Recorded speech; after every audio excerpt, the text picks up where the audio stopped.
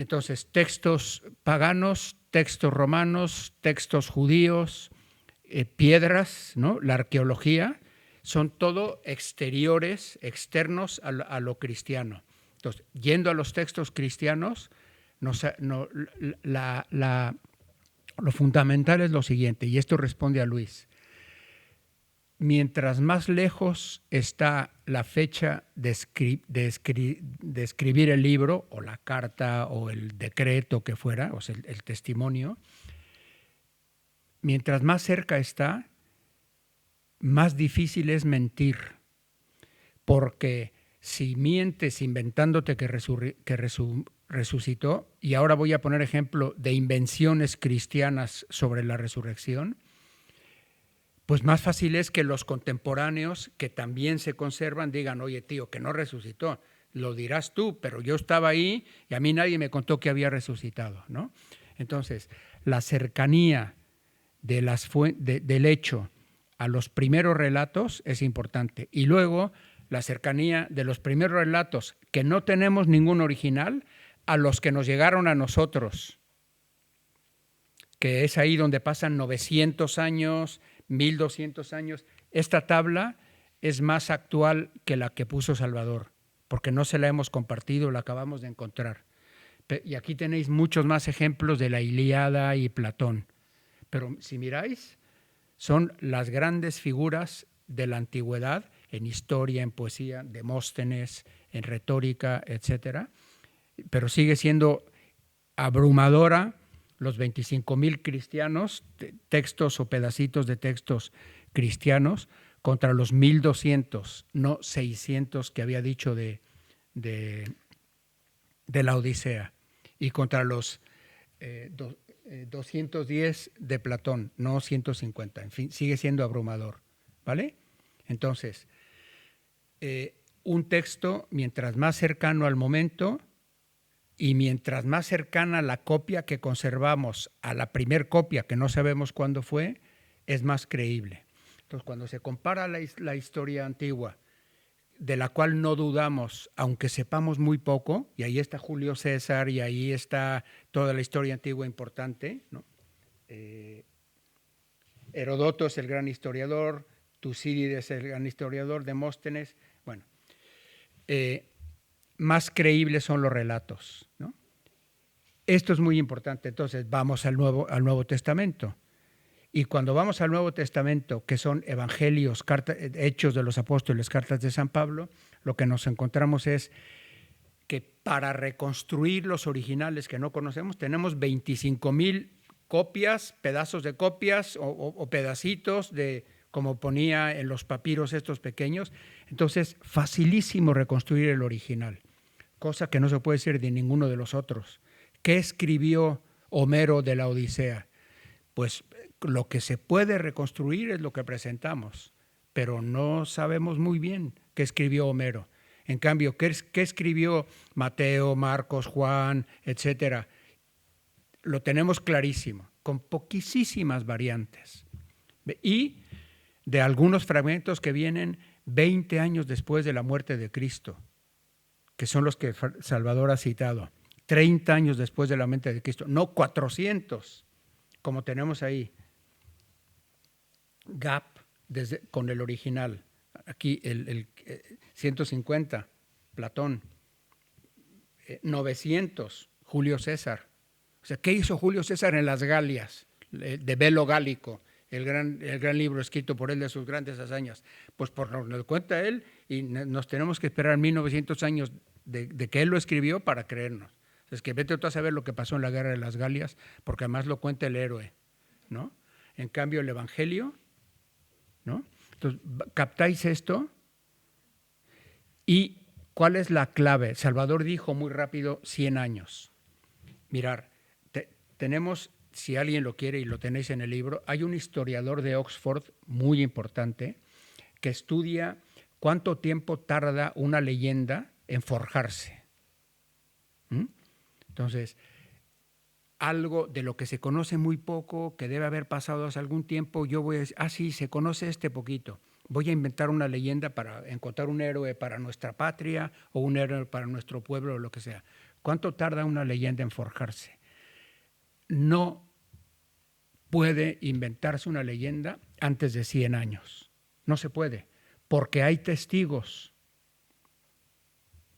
Entonces, imaginaros, yo tengo 15 años y mi abuelo tiene 65 años.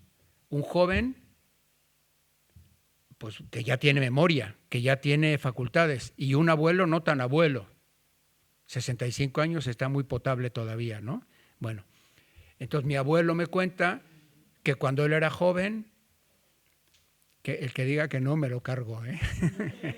Entonces, mi abuelo me cuenta a mí de 15 años que cuando él era joven estuvo en la guerra civil y participó en la batalla de no sé qué, y su primo estaba en el bando contrario y tenía miedo de que tener que pelear contra su... Y me cuenta las batallas que contaban de la guerra civil, suponiendo que no hay periódicos, que no hay fotografías, que no hay nada, es todo tradición oral, como en la antigüedad.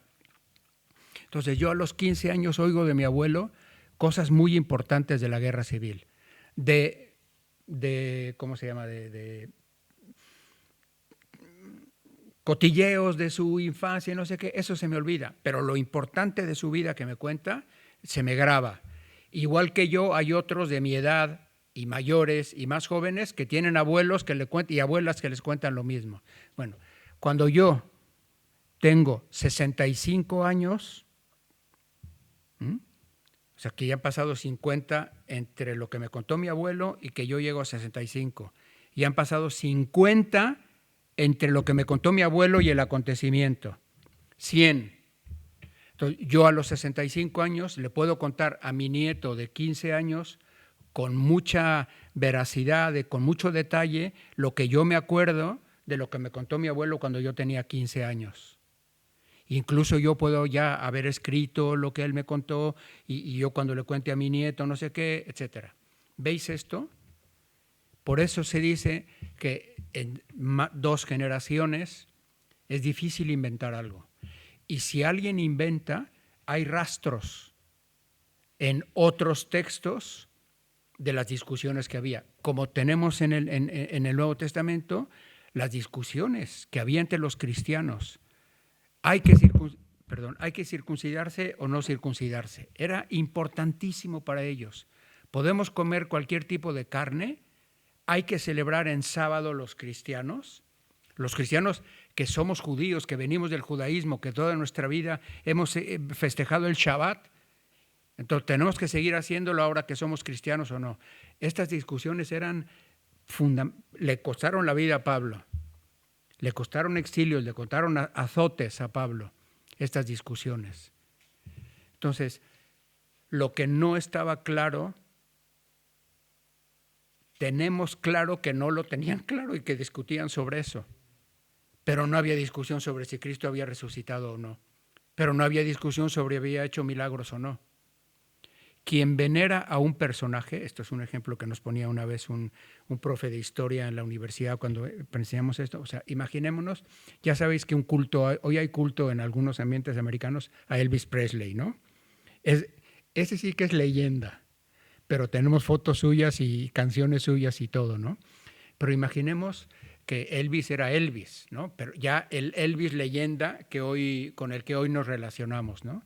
Si alguien empieza a inventar que Elvis era un santo, que nunca se emborrachó, que nunca se drogó, que nunca tocó a una mujer, que iba todos los domingos a misa, que rezaba el rosario toda la vida, o sea, mejores cosas no se pueden decir, pero vendrá la abuelita que lo venera y dirá, oye tío, a mi héroe no me lo toques, ni me lo santifiques, ni me lo demonices.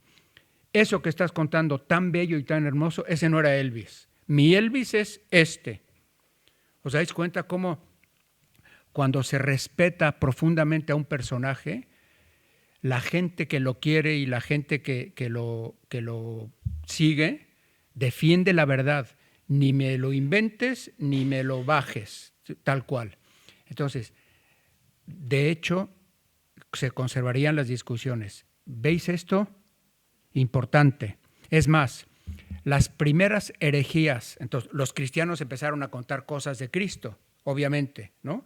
Y antes de que la iglesia lo definiera, de que la iglesia lo pusiera en fórmulas, que son los dogmas, ya sabéis, un dogma no empieza cuando lo declara la iglesia. La iglesia cree lo que cree desde el principio, pero hay momentos en que se discute y tiene que decir, no, lo que creemos es esto.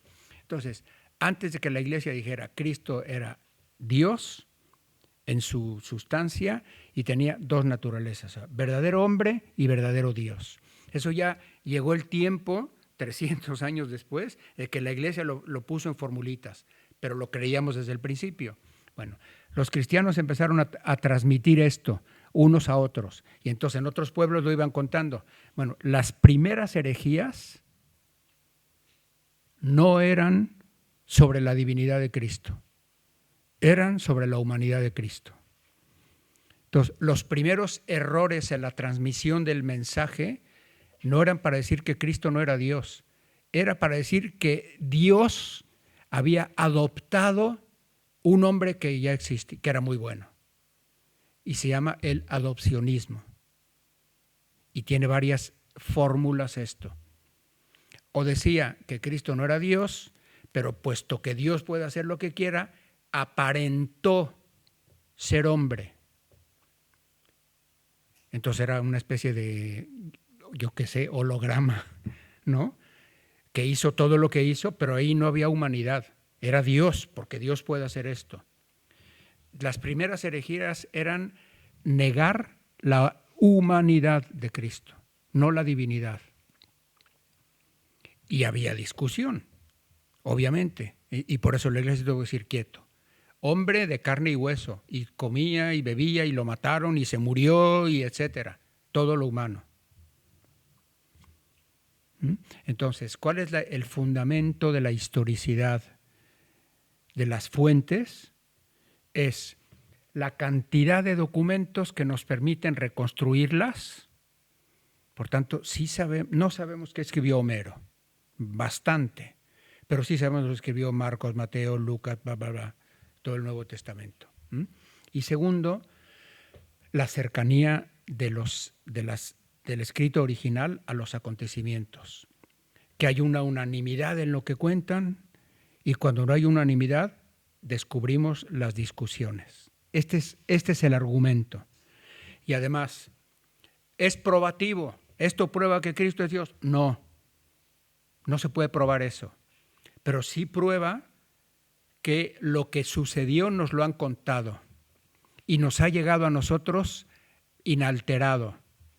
Y algo de lo que sucedió, porque un señor que vivió probablemente 37 años, no 33 como generalmente se cree, 37 años, solo nos cuentan una cosita de antes de nacer, otra cosita de su nacimiento, una cosita de los 12 años y se saltan toda la vida hasta los 34. O sea, realmente sabemos muy poco de la vida de este hombre. Pero esa es la base de nuestra fe. Entonces, ¿estamos? Entonces, ¿qué os recomiendo? Os recomiendo que os documentéis bien, porque esto es además interesantísimo. Aquí tenéis las fuentes, en la página web del Newman tenéis entrevistas, tenéis mucho, porque saber esto es importante, refuerza la propia fe. ¿Por qué crees lo que crees? Lo hemos repetido desde el principio. Pues porque es histórico.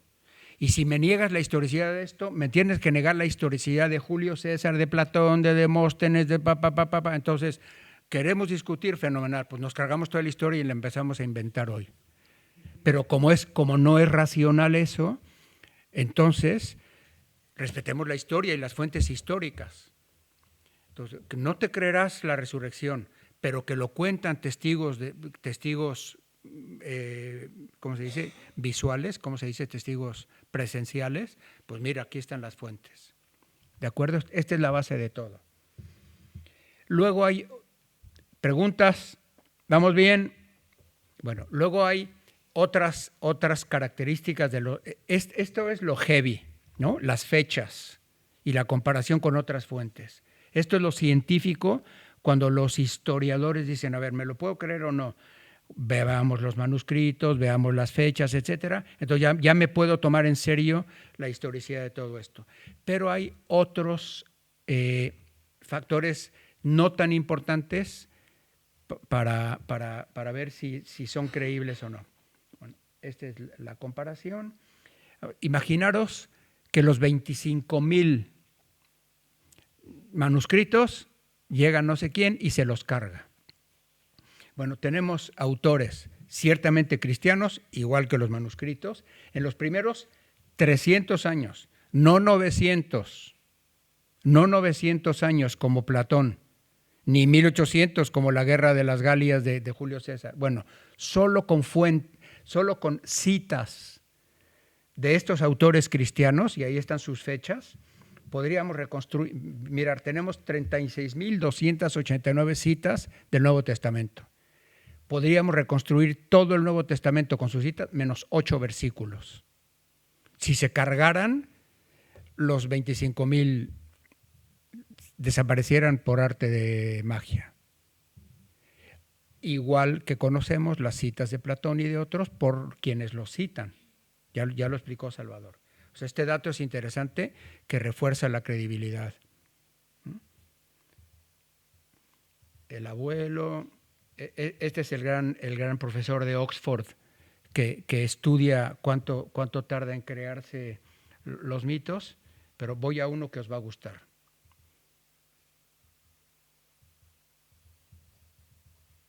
Bueno, la cantidad de datos históricos que tiene el Evangelio.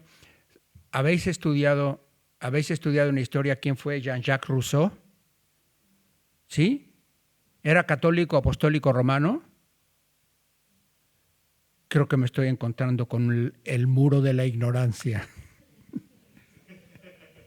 Por decirlo eufemistamente, por no llamaros burros. Bueno, a ver, este es uno de los hombres que más combatió la Iglesia Católica en la época de la Revolución Francesa. Es uno de los grandes enciclopedistas. Es uno de los grandes padres de las teorías actuales de la educación. Rousseau es, bueno, en sus frases famosas es: hay que acabar con la Iglesia. Entonces Rousseau es Rousseau, no es un católico. Sin embargo, en el Émile, que es su gran libro, su gran, digamos, antropología de su teoría de la educación, admira a Jesucristo este tipo, y entonces se inventa una teoría de la educación para tratar de ser cristianos sin iglesia, en la teoría de la educación que propone en Francia, ¿no? Entonces hay un momento en el Émile, al final, que pone bueno, no digo más, dice: ¿podremos decir que la historia del Evangelio se inventó por capricho? O sea, ya tenían las dudas, ¿eh? Esto es, no me sé la fecha exacta, pero esto es 1800 o menos, ¿no? 1700 es que no sé si es antes de la Revolución. Sí, finales del 18. Ya tenían estas dudas, ya había empezado la crítica racionalista a los evangelios. ¿Podemos decir que la historia del Evangelio se inventó por capricho? Amigo mío, no es así como se inventa. Las obras de Sócrates, de las que nadie duda, están menos atestiguadas que las de Jesucristo. Todo lo que llevamos diciendo. Sócrates, si niegas a Jesucristo, te cargas a Sócrates también. En el fondo es desviar la dificultad sin resolverla. Es más inconcebible que muchos hombres hayan compuesto este libro de común acuerdo, o sea, Mateo, Marcos, Lucas, se pusieron de acuerdo y hagamos una obra, que admitir que uno solo haya proporcionado el tema. ¿Quién proporciona el tema? Jesús, ¿no? Nunca los autores judíos habrían hallado ni ese tono ni esa moral. El Evangelio tiene, fijaros esta frase, el Evangelio tiene rasgos de verdad tan grandes, tan evidentes, tan perfectamente inimitables, que su inventor sería más grandioso que su héroe. O sea, si Cristo no existió, el que inventó el Evangelio es más grande que el Cristo del Evangelio. Jean-Jacques Rousseau, no Salvador Antuñano, ni el padre Florencio, ni la viejita de la parroquia de Santo Tomás que está aquí fuera. Esto es un tío que no creen en la iglesia, que hay que acabar con la iglesia, pero que la iglesia no arrastre a Jesucristo y nos olvidemos de Cristo, y que se enfrenta seriamente al personaje y a las fuentes para conocer al personaje. Interesante, ¿no? ¿Se puede inventar esto? O sea, si yo invento, tengo que contarle a María y a Ana y a Blanca algo que me puedan creer, porque si no, para que yo invento para que me lo crean, ¿no? Entonces, lo que yo invente tiene que caber en su cabeza.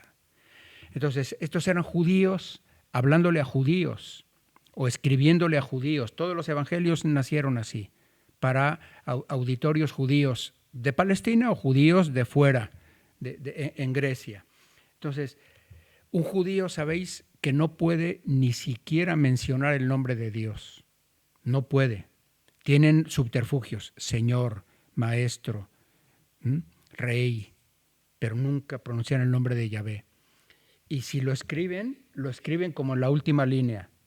Dios en español, un judío ortodoxo lo escribe D/OS, para no escribir lo completo. God en inglés lo escriben así.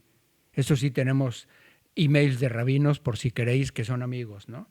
Entonces, si yo quiero inventarle a alguien para que me crea, le voy a decir que este Dios, cuyo nombre es impronunciable, es un tío que estuvo caminando en Galilea y que comía y que se cansaba y que discutía con los rabinos y encima que acabó en una cruz.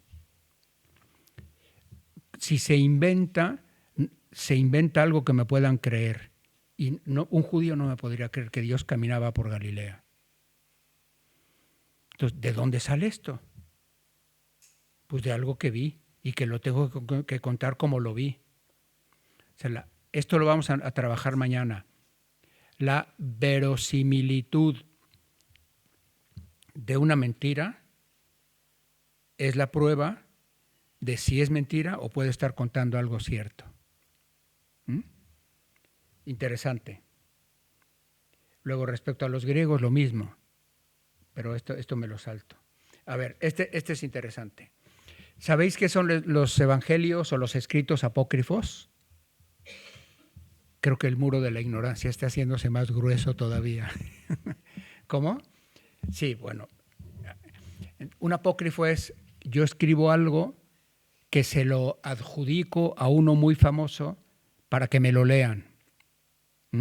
Entonces, hay toda una literatura cristiana apócrifa que es precisamente después de 100 años de los hechos. Cuando empiezan a desaparecer los testigos, los cristianos se dan cuenta que el Nuevo Testamento que tienen, los 4 evangelios, sobre todo los 4 evangelios, hablando ahora de la vida de Cristo, les faltan datos, cuentan poquísimo y hay cosas que cuentan no muy claro. Los sinópticos, 2 multiplicaciones de los panes. San Juan, 1 multiplicación de los panes. ¿En qué quedamos? ¿Qué pasa? Los sinópticos, expulsión de los vendedores en lo que nosotros llamamos Semana Santa. San Juan, expulsión de los vendedores del templo al principio de la vida pública. ¿En qué quedamos? ¿Los expulsó o no los expulsó? ¿Fue al principio de su vida pública o al final? Que la verdad no sabemos, ¿no? Entonces los cristianos, y sobre todo esto, lo más importante de todo, resucitó. No lo cuentan los evangelios. Solo dicen a la mañana siguiente fueron y el sepulcro estaba vacío. Pero lo más importante de todo no lo cuentan. Entonces los cristianos de esas terceras generaciones, siglo II, 50, en torno a eso, empiezan a escribir historias de Cristo con invenciones. ¿Y qué es lo primero que tenían que adornar y hacer creíble? Pues la resurrección, ¿no? Entonces, hay un evangelio supuestamente escrito por San Pedro, entonces le adjudican el evangelio al jefe, ¿no? Y cuentan cosas de la vida de Cristo, unas reales, pero otras no creíbles. Entonces, ¿cómo cuentan la resurrección estos? Entonces, ¿nosotros qué sabemos? Que lo crucificaron, que lo sepultaron el viernes por la tarde y que lo que nosotros llamamos domingo, que obviamente no lo llamaban ellos domingo todavía, fueron las mujeres a terminar de preparar el cuerpo, porque con prisa lo habían puesto ahí, ¿no? Entonces, por lo menos dejemos decentemente preparado el cuerpo del Señor, ¿no? Y no hay nadie ya, y el sepulcro está vacío. Y bla, bla, bla, todo el resto es lo único que sabemos. Bueno, estos dicen, a ver, para que me lo crean, ¿quién lo había crucificado? El Sanedrín que lo juzgó, el pueblo que lo cambió por Barrabás, Pilato y los soldados que estaban ahí, o sea, todo, ¿no? Entonces dicen, como había dicho que iba a resucitar, el domingo por la mañana, repito, no lo llaman domingo, fueron al sepulcro a ver si resucitaba. El Sanedrín, los soldados romanos y todo el pueblo fueron a ver si resucitaba. Y oh sorpresa, delante de ellos resucitó. Y vieron a 3 hombres salir del sepulcro y les seguía una cruz. Las cabezas de los hombres llegaban al cielo, o sea, enanitos, mientras que la del hombre que llevaban sobrepasaba los cielos. Y oyeron una voz que decía, ¿has predicado a los que duermen? ¿No? El descenso a los infiernos de Cristo. Desde la cruz se escuchó una respuesta, sí. Si hay que inventar la resurrección, se inventa así, haciéndola grandiosa, haciéndola incontestable. Y estaban todos como en el Bernabéu viendo si resucitaba o no resucitaba. A todos los que había que darles en la cresta, que lo habían matado, ¿no? Así se inventa. Y esto es un invento de un cristiano. Y como estos hay muchos. Bueno, bastantes, ¿no? Y son escritos antiquísimos, ser en torno al año 150, 100 años después de la muerte de Cristo. Entonces ¿qué hizo la Iglesia? Pues empieza a ver que circulan entre los cristianos inventos que no figuran en la tradición, que no figuran en la memoria real de la Iglesia. Y dice, esto no, esto no. Y es así como de los muchos otros escritos que surgieron, la Iglesia siempre supo conservar lo que realmente tenía sabor a historia real. Y esos son nuestros 4 evangelios, con las diferencias que hay entre ellos. Entonces, ¿veis que se puede inventar? ¿Hubo inventos cristianos? Sí. ¿Hubo mentiras cristianas sobre la vida de Cristo? Sí, pero están muy bien discernidas y bien puestas, porque estos evangelios apócrifos también tienen datos reales que no están en los evangelios. ¿Vamos bien? ¿Seguros? Bueno, les cuento otra curiosidad, bueno, no curiosidad, sino un dato interesante porque es cultura, ¿no? Y es interesante. Entonces, uno cuando inventa algo, lo inventa así, le pone exageraciones, cuando quiere contar una cosa importante. No es el nacimiento de mi nieto, que es muy guapo y tiene ojos azules, no, es algo que ha cambiado la historia, ¿no? O una batalla que hemos ganado, o lo que sea. Entonces, ¿cómo cuentan las fuentes el nacimiento de Buda? Interesante. Seamos científicos, comparemos fuentes, comparemos relatos. Esto es accesible, lo podéis encontrar en internet. No busquéis cualquier texto de los libros sagrados, sino textos serios publicados por universidades, ¿vale? Entonces, los textos, está mal dicho, sagrados del budismo, porque el budismo no es una religión, pero entonces se llaman Bhagavad Gita. Y uno de los 6 volúmenes se llama Lalita Vistara, es la vida de Buda. Lo otro es su doctrina y sus enseñanzas y todo, ¿no? Entonces, ¿cómo nació Buda? Ahí lo tenéis. Entonces, Maya Devi, la madre de Buda, o sea, poneros en una mentalidad oriental, lejano oriental, que no es la nuestra, de occidentales, ¿no? Pero mirar, este es un texto de 6 siglos antes de Cristo, o sea, lejanísimo, ¿no? Entonces, Maya Devi, la madre, rodeada de 84,000 carros tirados por caballos, de otros 84,000 arrastrados por elefantes engalanados por ornamentos de toda clase, defendida por un ejército de 84,000 soldados valerosos, hermosos y perfectos, guapetes los soldados, ¿eh? Pero aquí podemos ver que el número 84,000 para ellos significa algo, no sé qué, pero tiene, ¿no? Bueno, precedida la madre de 60,000 mujeres de los Kakya, que son de las familias brahmanes, de las familias importantes, protegidas por 40,000 familiares del rey Kudoana, nacidos de las familias de ramo paterno, viejos, jóvenes y edad madura, rodeada por 60,000 personas del apartamento íntimo del rey. Pues si este es el apartamento íntimo, imaginaros el apartamento abierto, ¿eh? En fin, cantando, haciendo resonar un concierto, sus voces e instrumentos, toda clase, cercada por 84,000 hijas de los Naga, otra familia, de otras 80,000 de los Gandabar. Son los del pueblo, son los que están ahí, son para los que están contando la historia, etcétera. ¿No? Ya me salto decenas de miles. Si quiero contar para que me crean, cientos y cientos años después de que sucedió la cosa, el nacimiento del que ha cambiado la vida de todos nosotros, hablo de budistas a budistas, tengo que echarle imaginación al asunto. Y es normal.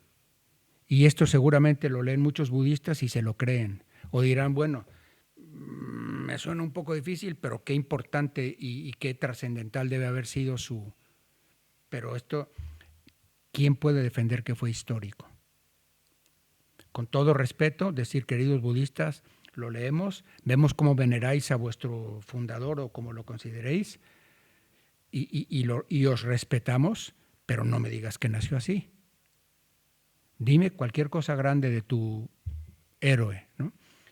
Y si uno sigue, ya, ¿no? O sea, la Maya Devi entra al jardín, los árboles van doblándose para reconocerla, sale un perfume de todas las flores, llega al punto en el que tiene que nacer el Buda, y nace no por donde nacemos todos, sino por el costado de su madre. No me preguntéis cómo, pero nace con 7 años.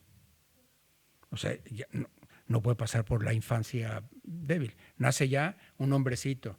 Además, vienen unos ángeles del cielo, se lo llevan, lo instruyen y luego ya lo devuelven a su familia. Y ahí empieza la vida pública de Buda. Esto último no está escrito, pero no está aquí en el texto. En cambio,